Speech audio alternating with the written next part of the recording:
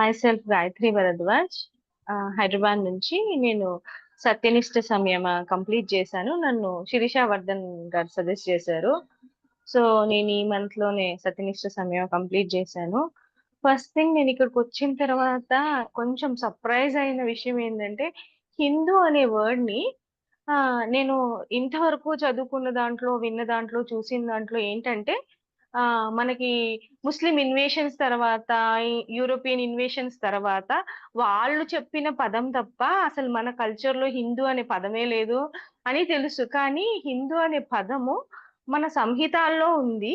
అది శివుడే దానికి స్వయంగా మన జీవితంలో రోజు భాగంలో చేసుకొని మనం పాటించాల్సిన ఒక నియమానికి మీనింగ్ అని ఇక్కడికి వచ్చాక, అంటే హీన భావని, అశ్రద్ధని అంటే అంటే రోజులో మనం దాన్ని భాగంలో చేసుకోవాలి, అంటే ధారణ చేయాలి దాన్ని అని తెలుసుకోవడం చాలా ఆశ్చర్యం అనిపించింది. అంటే ఇంత పెద్ద మీనింగ్ ఉందా దీనికి అని, అది బాగా అనిపించింది. ఇంకా ఏంటంటే సత్యనిష్ట సత్యం అంటే అది మామూలుగా నిజం మాట్లాడాలేమో, ఇదే కదా చిన్నప్పటి నుంచి మనకు తెలిసింది.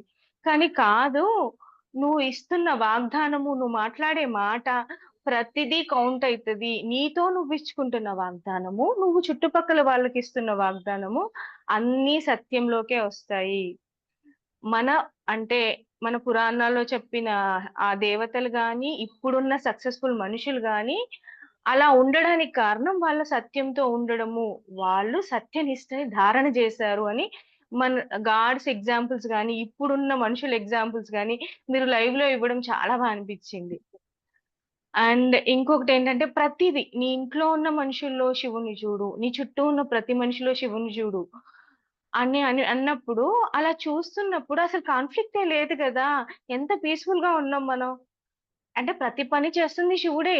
శివుణ్ణి మనం జడ్జి చెయ్యము, శివుణ్ణి మనం తప్పు పట్టము, శివుడుని అంటే ఇంటర్ఫియర్ అవ్వము, శివుణ్ణి ఒక కమెంట్ చేయము. అందరు శివుడు అన్నప్పుడు మనం అంటే శివుడు ఏది చేసినా కరెక్టే చేస్తాడు, మనం ఎందుకు ఇంటర్ఫియర్, శివుడికి చెప్పేంత వాళ్ళమా అన్నప్పుడు మనకి ఇంకా కాన్ఫ్లిక్ట్ ఎక్కడిది? రోజంతా పీస్ఫుల్ గానే ఉంటాం కదా. అసలు ఇది అంటే రోజు మనం కంపల్సరీ దీన్ని పాటించాలి, ఇది మనం ధారణ చేయాలి అనిపించింది. అది చేసినప్పుడు కూడా చాలా పీస్ఫుల్ గా ఉంది ఇన్ఫాక్ట్. అది అంటే ఏది ఇంటర్ఫియర్ అవ్వకుండా హ్యాపీగా పీస్ఫుల్ గా అయిపోయింది. ఇంకొకటి ఏంటంటే, మీరు ఇది చెప్పారు గదా! రోజూ మెడిటేషన్ చేస్తున్నా అంటారు. మీరు దాంట్లో ఉన్నారు, దీంట్లో అది కాదు. మీరేం చేస్తున్నారు? మీ లైఫ్‌లో ఏం చేంజ్ వచ్చింది?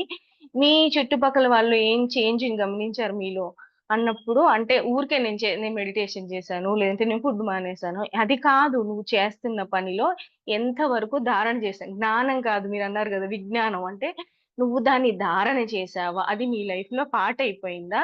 నువ్వు డే టు డే లైఫ్ లో దాన్ని ఇంప్లిమెంట్ చేస్తున్నావు అనే ఇంపార్టెంట్ అనేది ఇక్కడికి వచ్చాక తెలుసుకున్నాను నేను. అంటే కాదు, ఊరికే నేర్చుకొని బుర్రలో పెట్టుకోవడం కాదు, అది పెట్టుకున్న దాన్ని నువ్వు పాటిస్తున్నావా లేదా, అది ఇంపార్టెంట్ అనిపించింది. అది నిజంగా చెయ్యాలి, అది సత్యం గాని, ప్రతి దాంట్లో శివుని చూడడం గాని, ఆ నీకు నువ్వు ఇస్తున్న వాగ్దానంతో ఉండడం గాని, ఆ లేదంటే ఆ ప్రతిదీ అంటే ఇప్పుడు హిందూ అనే దానికి మీనింగ్ గాని అది ధారణ చేయాలి, దాన్ని వైఫ్ లో భాగం చేసుకోవాలా అనిపించింది.